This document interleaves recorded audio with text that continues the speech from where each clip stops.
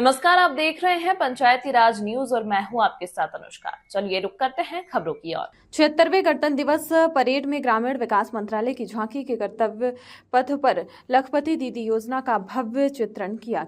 इस योजना का लक्ष्य एवं स्वयं सहायता समूहों के सदस्यों के लिए 1 लाख रुपए की न्यूनतम आय सुनिश्चित करना है। झांकी के सामने नोटों की गड्डी पकड़े लखपति दीदी की एक विशाल प्रतिमा लगी थी, जो उनकी वित्तीय आत्मनिर्भरता का प्रतीक थी।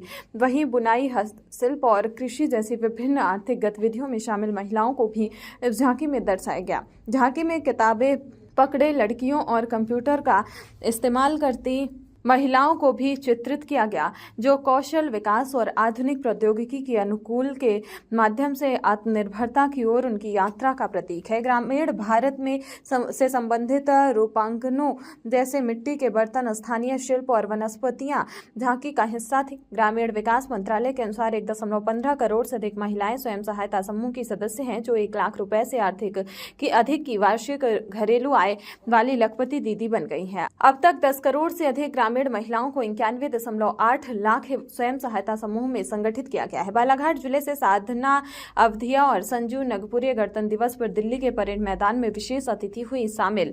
जिले के लिए गर्व की बात है। महिलाएं आजीविका मिशन के स्व सहायता समूह से जुड़कर नए आयाम गढ़ रही हैं। 76वें गणतंत्र दिवस पर प्रदेश के 11 जिलों में 15 महिलाएं दिल्ली के परेड मैदान में बतौर विशेष अतिथि के रूप में शामिल हुई। इनमें से 3 महिलाएं बालाघाट जिले की भी शामिल रही। बालाघाट जनपद के ग्राम कोहका डिबर निवासी संजू श्रवण नगपुरे, ग्राम गोंगलई निवासी प्रमिला देवराम लिल्हारे, लालबर्रा जनपद के ग्राम अमोली निवासी साधना मुकेश अवधिया ने समूह से जुड़ने के बाद उत्कृष्ट कार्य जवाबदारी के साथ पूरे किए हैं, सनद रहे हैं। जिले में 17,000 समूहों के 1.5 लाख से अधिक महिलाएं जुड़ी हैं, जिनमें से 2 महिलाओं का चयन हुआ। वहीं इन महिलाओं ने परेड में शामिल होकर बालाघाट जिले का प्रतिनिधित्व भी किया।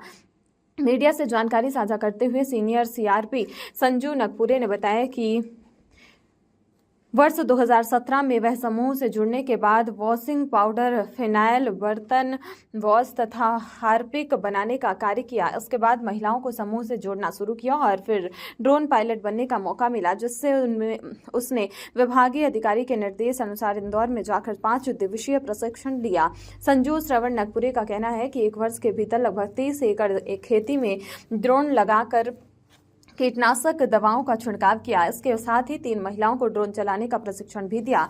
वह अभी 1300 महिलाओं की प्रमुख होकर उनका नेतृत्व कर रही हैं। इस वर्ष पहला ऐसा अवसर है कि दिल्ली गए हैं और परेड में विशेष अतिथि शामिल हुए। आगे बताया कि गरीब मध्यम परिवार की महिलाओं को इस समूह से जोड़ा जाता है। पशुपालन, कृषि व अन्य भी व्यवसाय के लिए शासन द्वारा प्रोत्साहित कर और कम ब्याज पर ऋण उपलब्ध कराया जाता है, ताकि महिलाएं रोजगार सकें और आर्थिक स्थिति में सुधार हो सके। महिलाओं को व्यवसाय में आगे बढ़ाने की बताती हैं कि सीधे तरीके। साधना मुकेश अवधिया ने बताया कि वर्ष 2016 में समूह से जुड़े वह मॉडल CLF मात्र धाम लालबर्रा में NITP प्रोजेक्ट BDS के पद पर कार्यरत है। उनके समूह में 19 महिलाएं हैं, जिन्हें व्यवसाय करने के लिए पूंजी की आवश्यकता पड़ती है तो दिलवाने में मदद करती हैं।